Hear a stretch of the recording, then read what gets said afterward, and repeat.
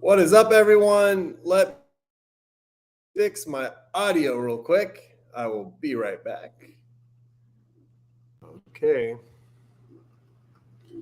Got that going. So, happy Saturday. It is March 12th of 2022. I am here for another family education and support group with anyone and everyone who is interested. Jim, Shan, good morning. Thank you for always being the first on. And good news today, Jim. I got brand new content, stuff you haven't heard me say in the past 6 years of hearing me talk on a regular basis. Hossein John, good morning. Bita John, good morning. Thank you so much for being here. And everyone else that's going to trickle in, I'll do my best to say what's up as you come in, but I'll be a little distracted. So all that being said, today is a Monijan, hi, good morning. So, today is a brand new topic. So it is something that I heard in one of the morning podcasts that I listen to while I drive to and from work. And I just thought to myself, like, wow, this is one of those topics that if I turn it into the recovery process and adapt it a little bit, it can have some really valuable lessons in it. So before I get into that, let me just do a quick introduction of myself. My name is Param. I have a master's degree in marriage and family therapy. I am a licensed advanced alcohol and drug counselor. I'm a high school basketball coach. Really proud of that one. And I've been in personal recovery myself for substances since June 13th of 2008. And that is also called my sobriety date. And good morning, Mom and Dad. Thank you for being here. And so today's talk is actually titled, Making the Most of Our Mistakes. I like that title. I really do, because as human beings, it's safe to say that we are constantly making mistakes. And once a mistake happens, we have two options. Do you grow from it, or do you revert back to the previous way? So today we're going to be talking about mistakes. We're going to be talking about my mistakes, your mistakes, their mistakes, all something in between. And I think it's a powerful lesson. So let's first look at what are mistakes. Okay. And I got a little acronym system here that was kind of taught by the gentleman who taught me this. And let's just look at the word mistake, mistakes. I did it right. And the M of mistakes are messages. Mistakes are messages that give us feedback about life and the choices we're making. Mistakes are messages that give us feedback from our life and the choices we're making. They're wonderful, wonderful ways to look at what we're doing in life. Mistakes are they're interruptions that should cause us to reflect and think. So after a mistake has happened, it's like a brief interruption in life.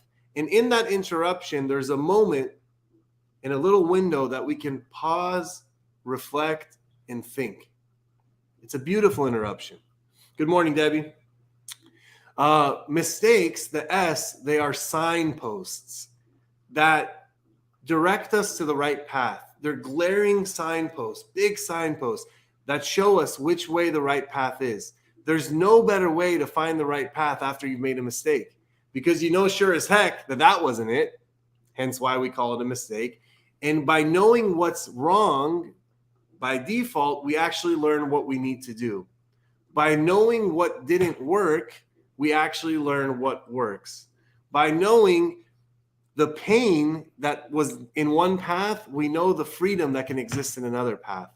So they're signposts that show us the right way. Mistakes, the T, are tests that are designed to make us more mature, that are designed to bring wisdom to us, that are designed to help us have a deeper understanding of self and others. They're beautiful tests. Like when we make a mistake, it's such an awesome test of character. It's such an awesome test of who we are, what we want, where we're going, right? Embrace the mistakes you've made in life. Embrace the mistakes you made in your recovery, whether it's your own recovery or the recovery of someone else. Mistakes, the A of it, are awakenings that keep us mentally in the game. You know, there's terminology that we often casually throw around in the recovery world, And it uses the word awakening, a spiritual awakening of the mind, the body, the spirit. And it's usually after we've hit some type of a psychological, emotional, physical, spiritual bottom. In that moment is all of a sudden a deeper level of understanding, a deeper level of clarity that we can access. So mistakes are awakenings. They're just like kind of you shake your head and say, okay, what am I doing now? Mistakes also provide keys that we try when unlocking the next door of opportunity. So the beautiful gift that exists inside of a mistake is there's these keys that we can access. These keys that we can access. And in those keys, we can unlock doors of opportunities that we wouldn't have been able to prior to making that mistake.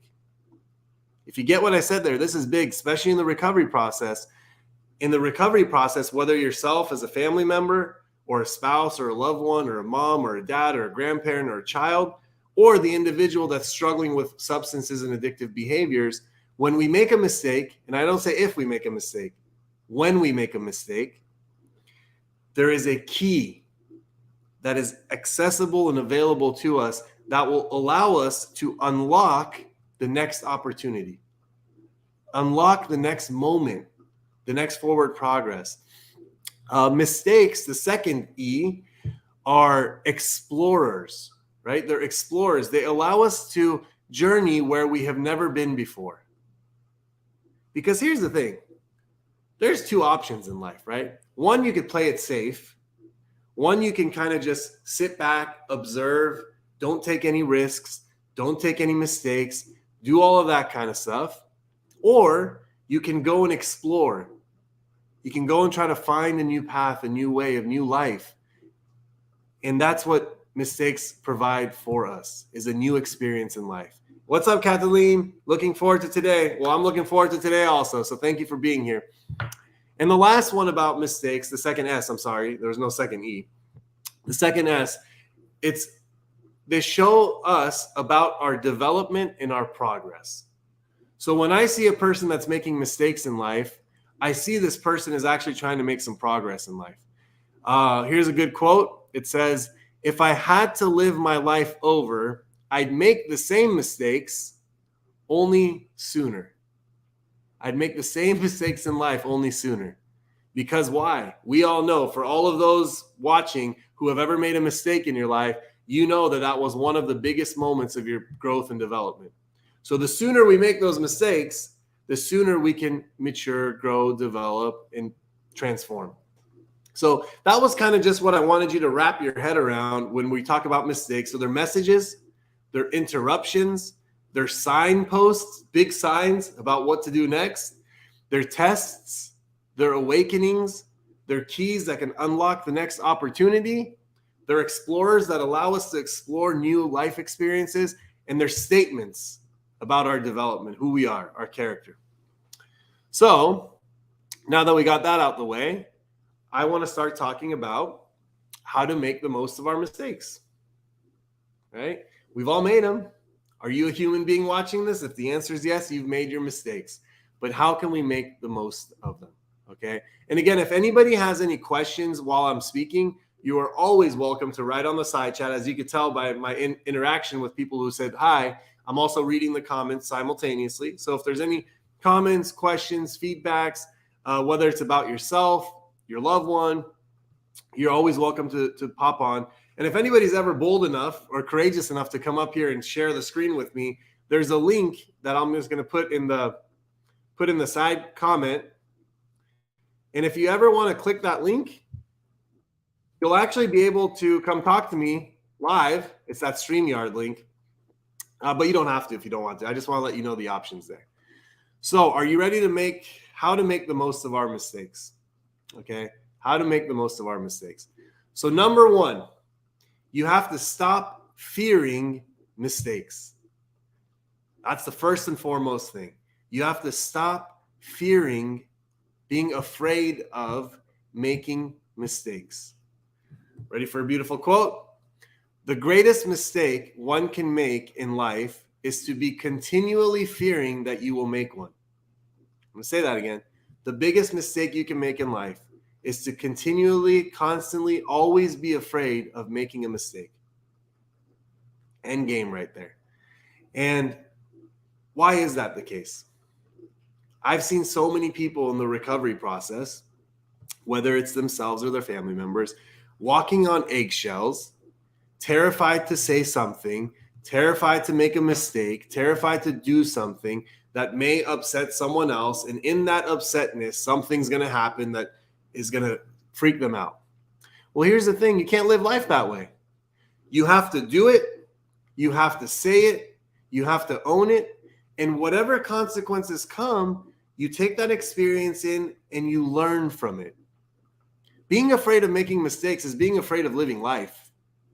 And the whole purpose of recovery, the whole purpose of stopping addiction, stopping addictive communication, stopping codependency is to be able to live your life.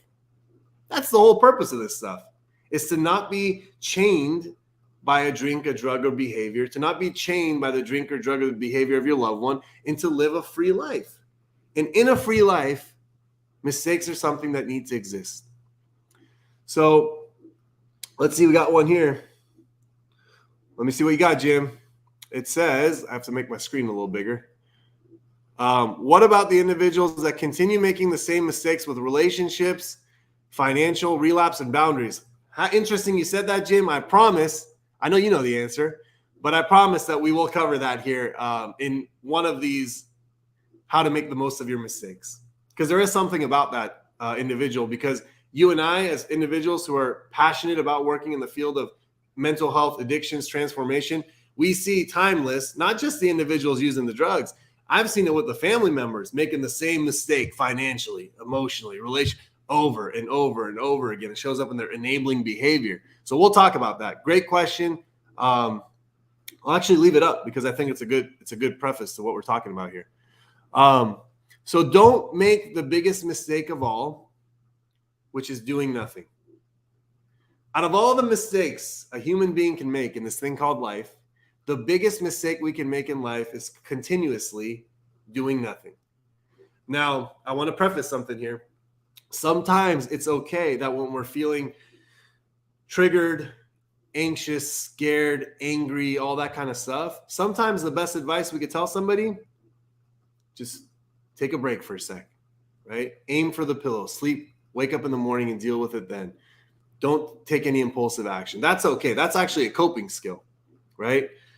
That's a coping skill right there. And however, the greatest mistake of all that we can do is to not do anything at all. There's a question here. What if my mistakes cause a great deal of discomfort for others, right? My mistake. So it's taking responsibility here. The beauty of this one, Jose and John, is this, is human beings, all of us have a lot of commonalities and similarities. If I make mistakes that hurts you, right, there is a high probability that you've made mistakes that hurt someone else, and that person's made some mistakes that's hurt somebody else. That's just this thing called life. But when I own up to the mistakes I've made, right, and we'll talk about this in this talk, by the way. You guys are asking great questions, but they're in the bullet points, and we'll get there. When I say I screwed up, I messed up, my actions had consequences that hurt the lives of another human being. When I own up to that, now it's on me. What am I going to do from that moment on? How are my actions? How are my words? How is the way I live my life going to align with the fact that I'm aware and understanding that I caused this in someone? And in the program, and I know you work a family program, and I know there's a lot of individuals that work different recovery programs. When we get to the 8th and 9th step, when we make a list of all the persons we've harmed and become willing to make amends to them, except when to do so would injure them or others, we get to experience what that looks like. So great questions. I will address these in the talk. A therapist what's up, Mary? Didn't see you there. Good morning. Thank you for being here from Montana. And Sarah, what did you say? After each rupture, there's always room for repair.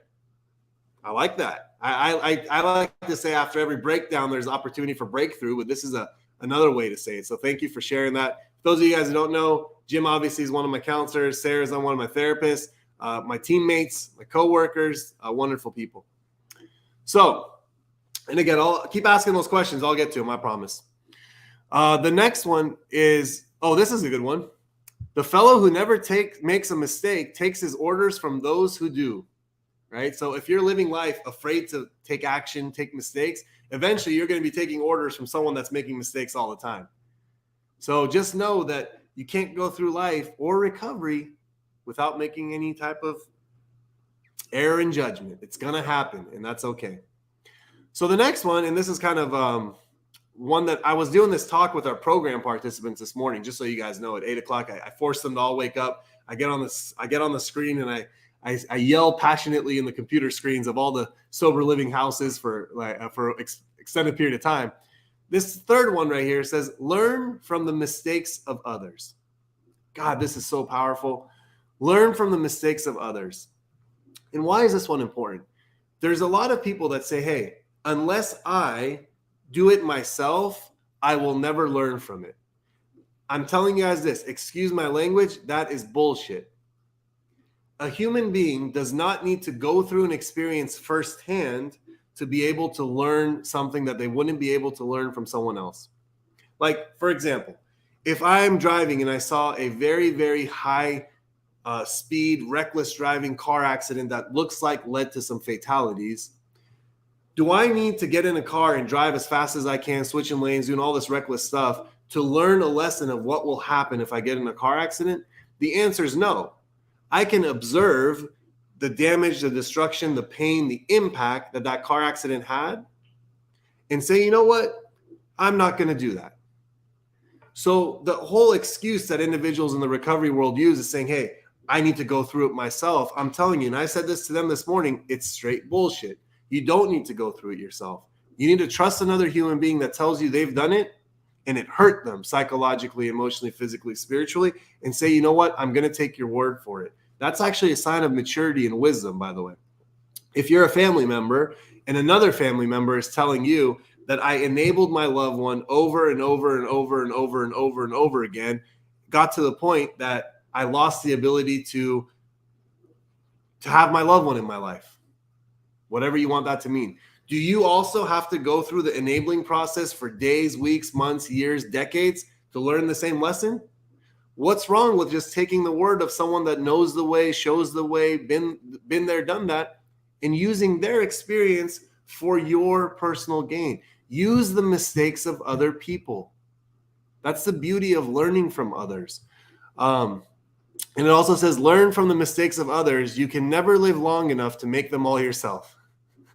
So some people say, I got to make them all myself, man. Good luck. There is billions of mistakes out there to make, and you don't need to make all of them. Okay.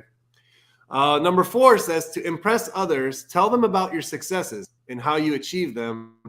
But to impact others, tell them about your failures and how you overcame them.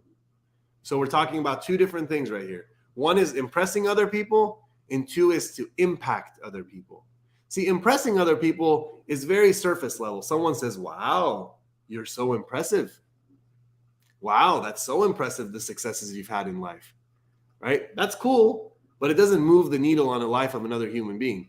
When you tell someone about your failures, your shortcomings, what you've done wrong, and more importantly, what you've done to overcome them, it actually impacts other people. It touches them, it moves them, it inspires them to take action in their life, right? Because guess what? There's a high possibility that individual has also experienced some type of failure.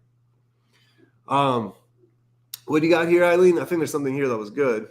And by the way, if you guys are wondering why I'm not as sharp as I am with my vision, I've had some impact on my left eye that I'm not seeing properly. It's nothing long-term damaging, but I got diagnosed the other day, so my left eye doesn't really have visibility.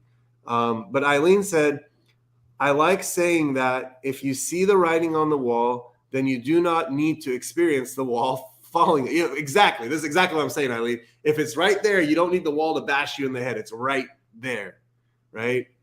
So 100% agree with you there. Thank you for sharing that nugget. And that's a really nice one.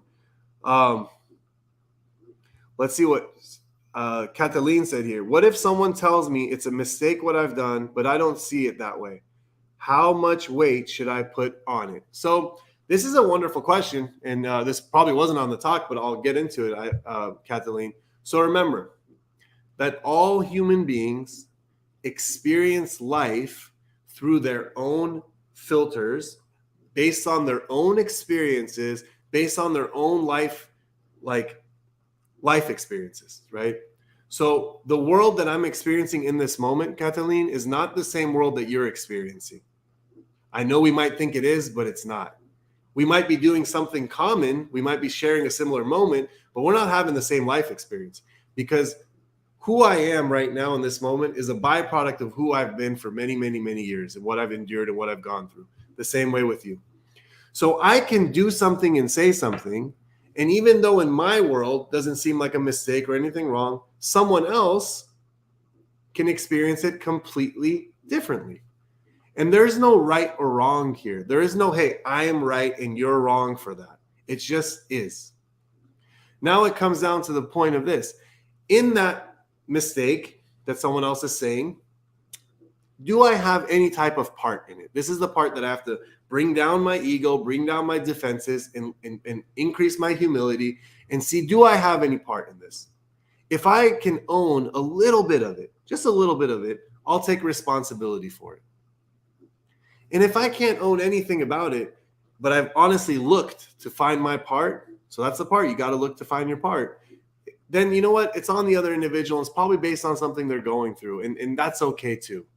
But I can always approach a difference in perception and opinion with love, compassion, understanding, knowing that their world is not my world and my world is not their world. And it never is with anybody, even if you're related, even if you're married, even if you've known someone for many, many years.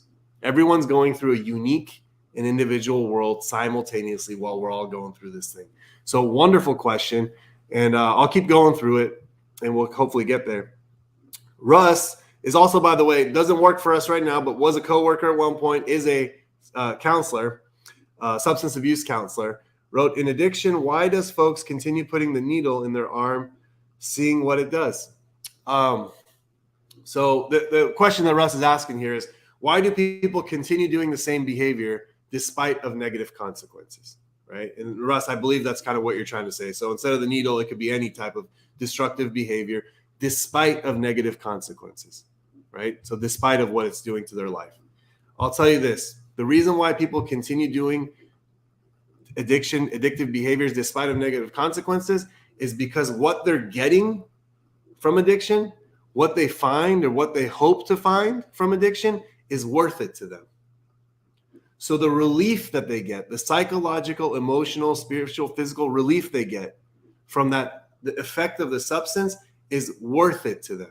I'm not saying it's worth it. It's worth it to them. So that shows me that that person that continues using a substance despite of negative consequences is in a lot of psychological, emotional pain. In their mind, it makes sense to them that, hey, this is what I need to do next. I know it doesn't make sense. I know it's not logical, but addiction is not logical. It just makes sense to them. And there's a cost and payoff that's going on. So the cost is all the consequences. The payoff is the relief they get. And until the cost and payoff don't make sense anymore, people will continue using. And that's why a lot of recovery programs and recovery guidance and suggestion is to be able to increase the amount of consequences, pain that an individual experiences to hopefully wake them up. I'm not saying it always works, but it's one of the methods. So like I said, Russ, it's just worth it to them. You're welcome, man. You're welcome. Julian, what'd you say? Perception has a huge part to play in our ability to see our part or lack thereof. Yeah, perception, man. So that, Catalina, if you look what Julian said right there, it's actually very, very valuable to what you're talking about. The perception makes a difference right there. So even if I believe I didn't make a mistake, but someone else feels I did, it's just a perception thing that's going on. And there's no right and wrong. If we try to live based on right and wrong and all that kind of stuff in life, man, it's going to be tough. I know Jim's going to shout something out right now in life. Jim, say your famous thing, man, about being right. I know it's pop-up. I'm not even going to put words in your mouth. I know you're going to say it. So where are we at right here? So yeah, so to impress others, tell them about your successes and how you achieve them. To impact others, tell them about your failures and how you fix them. Okay. So forget number 5, forget your mistakes, but remember what they taught you. So I know this one is easier said than done, to forget your mistakes. Oh, here we go. I knew it. This is confidence in my peer. Jim said, I would rather be happy than right. Right? I'd rather be happy than right. Thank you for the perfect timing, Jim. And this saying has been around for a long time, but Jim actually lives it and practices and uses it. And a lot of times when we don't see eye to eye with somebody, what's happening is someone's right and someone's wrong. But sometimes it's like, you know what? I don't even care if I'm right or wrong. I'd rather be happy. And that's a very blissful place to reach. It's hard to, especially when we know that we're right in some situations. But people pursue the feeling of being right, and it becomes a drug to them, by the way. Like they need to always be right in all situations. If I'm ever trapped in that mode myself, I know something's going on with me that I'm pursuing that. And Sarah also agrees. I like that, Jim. So that was good. And Sarah requested, by the way, she said, I hope this talk today is entertaining and engaging. So I'm doing my best, therapists, to include as many people as possible because I wanted to make sure that you feel entertained today. So what else we got here? Number 5, forget your mistakes, but remember what they taught you. So I could tell you as a clinician, therapist, working with people over, let's just say, a decade of sitting in chairs and having people sit across from me. One of the most common things that I've noticed in professional work with human beings that are trying to recover is they hold on to their mistakes of yesterday, yesteryear, so close to themselves. They're so hard on themselves for what they didn't do, the coulda, the woulda, the shoulda, all that stuff, the guilt, the shame, they hold on to it. And guess what that does? The more you hold on to the crap in your life and your past, the mistakes you've made, the more you hold on to it, the more the same future continues to look like your past. So if I'm holding on to a bunch of mistakes from yesterday and I walk into tomorrow, guess what? Tomorrow is going to look like yesterday. Does that make sense? And 1 day, 2 days, 3 days, 4 days, 5 days, 1 month, 2 months, 3 months, 4 months, 1 year, 2 years, 3 years, 4 years, 1 decade, 2 decades, 3 decades. If you hold on, that's how the future looks like the past. So there you go. That's it. That's what I'm trying to say right there. Jim said, learn from your past, but don't live there. So that's what it says. It says, forget your past, forget your mistakes, but remember what they taught you. God, there's so much wisdom in mistakes, so much power in mistakes. And the next one says, number 6, it says, focus on progress, not mistakes. Focus on progress, not mistakes. So focus on the work that you've done, not what you've lost, but what you've gained, the forward momentum. So I was talking to a couple parents yesterday that they're on this talk, and I was, working with their loved one. And there's something that I want to teach right here that is common knowledge in some rooms, but some family members might not know it. So the same way that we say the disease of addiction is progressive, meaning that if you stop using drugs and 3 months, 6 months, 9 months later, you start again, it doesn't take that much time to get back to where you were before. It's progressive. It can happen in a day, a week, a month. All of a sudden, you could be back exactly where you were after years of using. So the nature of the beast is progressive. Well, if addiction is progressive, guess what also is progressive? The recovery process is progressive. If you had 6 months, 9 months, 1 year sober or abstaining from substances, and there was a relapse or there was a run, it doesn't take that much time to get back there again, because all of the information, the wealth, the knowledge, the experiences, the feedbacks, the takeaways, all of that stuff, the readings, the works, the going to meetings, all that stuff still exists inside the human being. So when you pick up recovery again, you can get back to where you left off quickly. That's why people after a relapse can get back to where they were, even better than where they were, in a much shorter period of time. So focus on progress, not the mistakes. I like this one. A mistake at least proves that somebody stopped talking long enough to do something. Because guess what? Mistakes could happen at the level of words. We can say some things that, gosh, I wish I could take that one back, right? I've been guilty of saying things that it's like, wow, what did I do? And you just do your best to not repeat them again. And yeah, hold on. I want to talk about this. I love the interaction today. Cataline said that gives me hope about recovery. I promise you what I said was not fake, Cataline. I know you trust me. I do believe that the recovery process is it's progressive for sure, right? If you had some recovery in your past and you're finding it again, you can tap into all that knowledge, all that wealth, and get somewhere that you wouldn't have been able to without that initial recovery process. Whether the abstinence was continuous or not, that doesn't matter. Keep staying on the recovery path. Oh, this is good. This is Abraham Lincoln. You guys know I like to use his quotes. The person who is incapable of making a mistake is incapable of anything. A person who is incapable of making a mistake is incapable of anything. And that's really just being terrified of living life, because life includes and involves mistakes, and that's okay.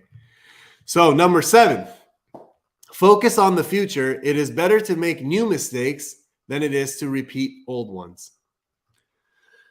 So if I'm saying that living life equals making mistakes, that means that we're always going to have some type of mistake we're making in life, right? Some are smaller, some are medium, some are big. However, the important part is this, is to make new mistakes that are based in the future, that are based in new experiences, that are based in things that we've never done before, never explored before, never been before, than it is to make the same mistakes of yesterday over and over and over again. Because guess why? Like I just said a few points earlier, if you continue to make the mistakes of yesterday, tomorrow in the future will look like yesterday. Groundhog's Day. You know what Groundhog's Day is? Groundhog's Day is the same shit, different day, over and over and over again. So focus on the future. It is better to make new mistakes than it is to repeat old ones. Let's see what Julian said. Julian, by the way, is a counselor too. He's our evening IOP counselor over there at Buckeye Recovery Network. I've known him for 6 years also. It's pretty cool, man. There's a lot of loyalty and love and trust and friendship on this discussion today. So Julian said, take ownership of the small victories instead of focusing on the failures. Failure is a part of the human experience that allows us to learn and adapt. Absolutely, man. I know some of your failures. And by the way, failures for all of us doesn't just involve when we were drinking and using. Failures are a part of, as Julian said right here, the human development. It's a part of life. So have we had mistakes in recovery? Absolutely. Right? Do we do our best to not repeat them? Hopefully. So what do we got here now? It says, oh, this one's not that easy. So it says, don't make the same mistake twice. Well, gosh, I wish I would have known that one after I made the same mistake 12 times. But the idea of it is to not make the same mistake twice. Okay. It's the whole adamant. First time it happens, shame on you. Shame on you. Second time it happens, shame on me. Right. And up there, going back to what Hossein said earlier, when he had that question that, what if my mistake causes a great deal of discomfort to the others? The question there becomes, if I truly understand and grasp and internalize the impact that mistake had on the lives of others, then it is on me to not make that mistake twice. A person that continues to make the same mistake that impacts the lives of other people has not learned the lesson of what it's actually done to someone else. Right? Because at this point, it's caused discomfort. It's hurt other people. Sometimes we don't know. And that you can't really hold someone to it if you don't know. But if you know it's hurt somebody, then the only person responsible for never causing that wound again is the individual. And in the program, we call that making living amends. So let's say I caused a lot of harm to my mom or dad. And my goal is like, okay, so I tell them, hey, I'm sorry for what I did. I'm sorry for how it impacted you. But here's the thing. From that moment on a one day at a time basis, I need to make living amends and demonstrate with my actions, with how I show up, with what I do, what I don't do, that I understand the hurt and the wound that was caused. Because if I don't do that with living amends, just say, hey, sorry, my bad, I apologize. And I say, well, we love you anyways. And I go on and continue to hurt them, none of that meant anything to them or to me, by the way. It was just a passive moment in time. So It says don't make the same mistake twice. So when you make a mistake, there's only 3 things you should ever do about it, right? 3 things you should ever do about it. Ready for the 3? Super simple. Admit it, learn from it, and don't repeat it, right? So what does admitting your mistake means? Admit my faults to myself and to my fellows. When I fall short, my shortcomings, I have to admit it. And I know I'm not, the collective group of people that's watching this talk right now, you're probably not the audience I'm talking to, because you've all demonstrated with your participation, your humility, your willingness to do something for your recovery today, that you don't fall in this category. There is a larger subset of people that probably won't make it to this talk, nor do they care to watch on this talk, is they just won't admit it. Or as Russ says right here, to own it.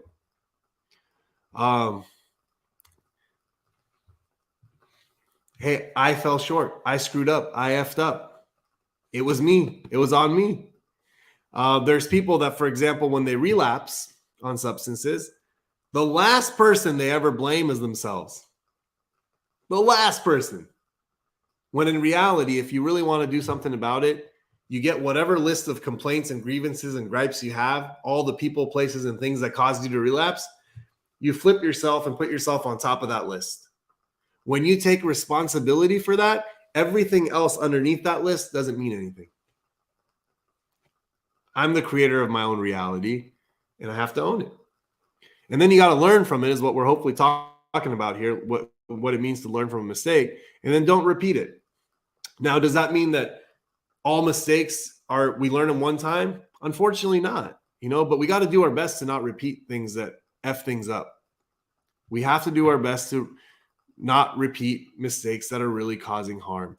And like Russ asked earlier, well, why do people do it? Is because what they get from it is worth it to them. Right. There's certain consequences. I'll never forget, we see relapse all the time. And we see people stopping and starting and this and that. There was this one person, he was living in Newport Beach, California.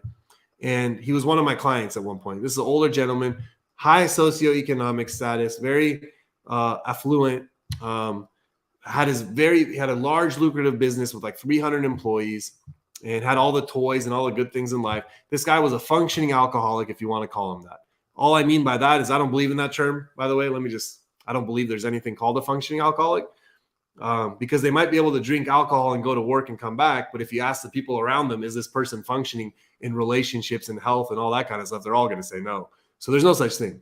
Society calls someone that can work and still drink a functioning alcoholic. So it's just, I don't agree with that. But this guy was a functioning alcoholic, had zero limitations with finances and that kind of stuff. And he would go to work every day, come home, 5 o'clock. By 5:30, he would have a couple shots of tequila and a couple Coronas, and that's the way you just warm up for the night. And this individual was able to do that, and no one would say anything to him because he was handling business. One day he comes home, and his daughter was waiting for him because it was Christmas time, and that he had promised they're going to put up the Christmas tree and the lights and all that kind of stuff. So he gets home at 5:05, and normally he goes and straight gets his tequila and his shots, but the daughter was so excited, just grabbed him and took him over to the Christmas tree, and she's like giving him ornaments and that kind of stuff, and they're decorating the tree. And all of a sudden, for those who are watching this, if you know anything about daily drinking, if you're a daily drinker and you consume alcohol at a certain specific time every day, a minute or 2 minutes or 5 minutes goes by and you haven't drank alcohol, this is a heavy, serious daily drinker that drinks on clockwork, his hands started shaking. Okay? I'm not exaggerating this. This guy is a grown man in his 50s, and his hands started shaking. To the point that when he was trying to put an ornament on the tree, his hand was shaking so bad he couldn't get the loop on the branch. And his daughter says to him, "Dad, is it because you drink so much of that alcohol that your hands are shaking so bad?" And in that moment, it stopped this powerful businessman on his tracks. This guy, I'm telling you, this was 2011, is still sober to this day. And admit it, learn from it, don't repeat it. For everyone, that process is different. Some people might say this, "What? None of your business, little kid. Get out of here. Go get me a beer." But to this guy, it said that was the bottom that he's ever experienced, that a little kid that he thought was completely ignorant and completely out of it, completely did not know, anything about alcoholism or his drinking, called him out for his drinking. And that was it for this guy. So, but going back to what Russ said about why do people continue despite of negative consequences? For him, that's all it took. For some people, it takes the tear of a mom. For some people, it takes getting locked up in prison. For some people, it takes being homeless on the street. For some people, it takes a look that a stranger gives them with disgust as they're trying to, find some bottles in the trash can. I don't know what it is. For each person, it's different. But once you understand and you own that, hey, the cost and payoff ain't worth it for me anymore, that's where the journey of recovery begins. For family members, by the way, it could be calling the cops on your loved one. It could be kicking someone out of the house, sending them to treatment. It could be telling them that you'll no longer provide financial support to them. And some family members do it and some don't. And I don't know why. The same way some people experience consequences from their addiction and they don't stop anyways. I know family members that enable their kids to death. To death. I've said this before, and you guys hopefully know this, that majority of overdoses happen inside the home, the family home, not on the streets, inside the family home. So please take that with a grain of salt. So the last few here we have, it says number 9, we must be big enough to admit our mistakes, right? So to own it, smart enough to profit from them. And I'm not talking about dollars and cents. I'm talking about life experience profit. And strong enough to correct them. Okay? We must be big enough to admit and own our mistakes, smart enough to profit from them, because if you don't, shame on you. If you experience a mistake and you didn't grow from it, that's on you. And strong enough to correct them. Strong enough to correct them. And when I say correct them, correction is usually done with actions, not words. And sometimes it's very difficult to take the actions that are needed to take after making mistakes. Evaluate your mistakes and respond accordingly. That's the whole point of learning from them. Evaluate them.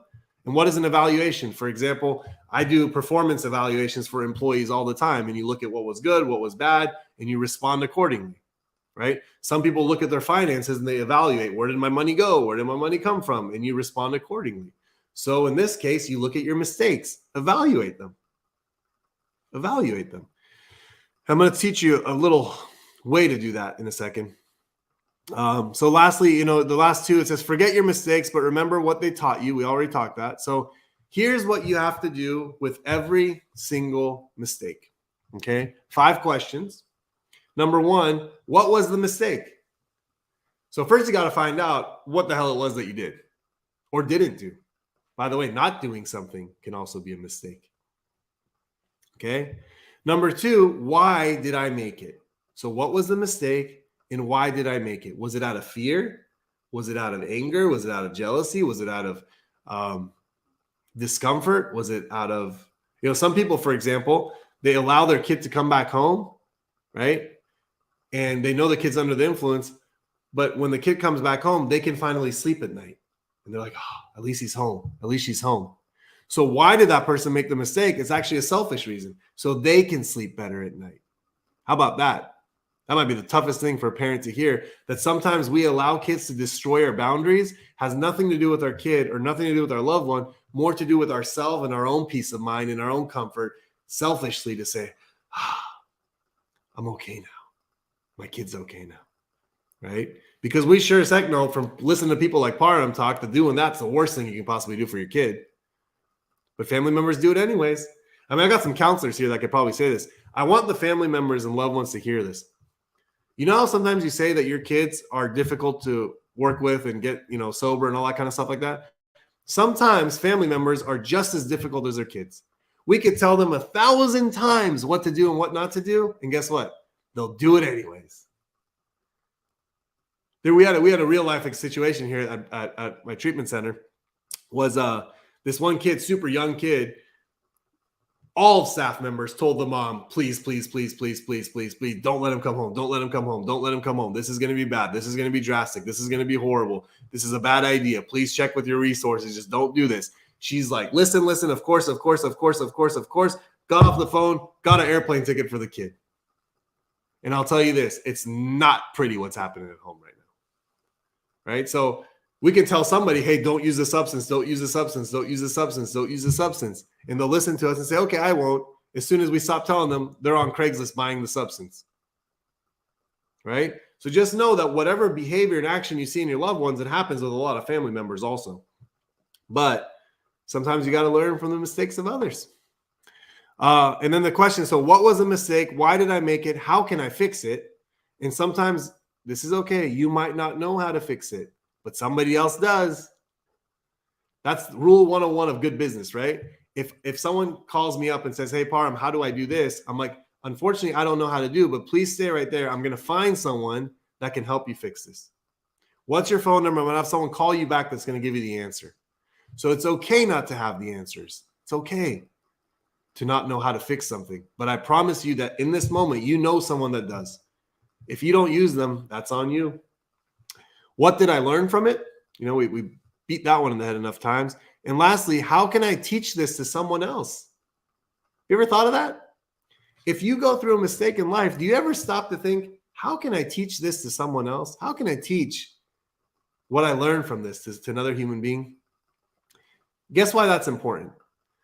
The more I own up and teach the mistakes that I've made to another human being, it may or may not do anything for them. They may listen to it or they may not. But the more I do that, guess who's not going to continue to make the same mistake? It'll keep me moving forward. It'll keep you moving forward. If you learn how to stop the enabling process and you keep teaching that to other people, the odds of you enabling is going to become a lot smaller. But here's the thing. The people you tell them to, you may or may not know. You might tell them all the bad things about enabling that you've done in your life and what you've done to overcome them. And they might go and enable 10 times harder than you could have ever imagined. But guess who's not going to enable? You. You find enough people to say that to, it becomes a way of thinking. It becomes a way of life. The very last one is use your mistakes to take yourself to a higher level. A higher level is, for me, is always psychological, emotional, physical, spiritual.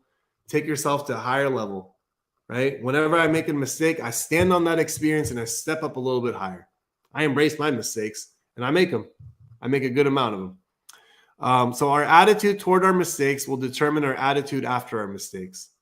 However you look at that experience will dictate how you grow from that experience or don't grow from the experience. So all that being said, today's talk was titled How to Make the Most of My Mistakes. It was very interactive. I really appreciate everyone's feedback, insight. This is something that obviously is beyond just addiction recovery. This is just life stuff. Feel free to share this video with anyone who you think might benefit from it. You know me, man. I love doing this stuff. I'm glad we had a different new talk today. I hope it was helpful for you. Yeah, you're very, very welcome, Eileen. Thank you, Hossein John. You guys just saying the shout outs. Great topic. Truly enjoyable, educational. I learned a lot today. Eileen, thank you for another great one. Thought-provoking session. Yeah, thank you guys. Good talk. Jim, thank you. Thank you for your feedback. Cataline, thank you. This was great. Yeah, thanks everyone. It was a joy to be here. I'll be back next week, I promise. And the week after that. If there's ever something that I'm out of town for, I'll let you know. And thank you for spending your Saturday with me. I look forward to seeing you next week. Love and appreciate all of you. Take care of yourselves.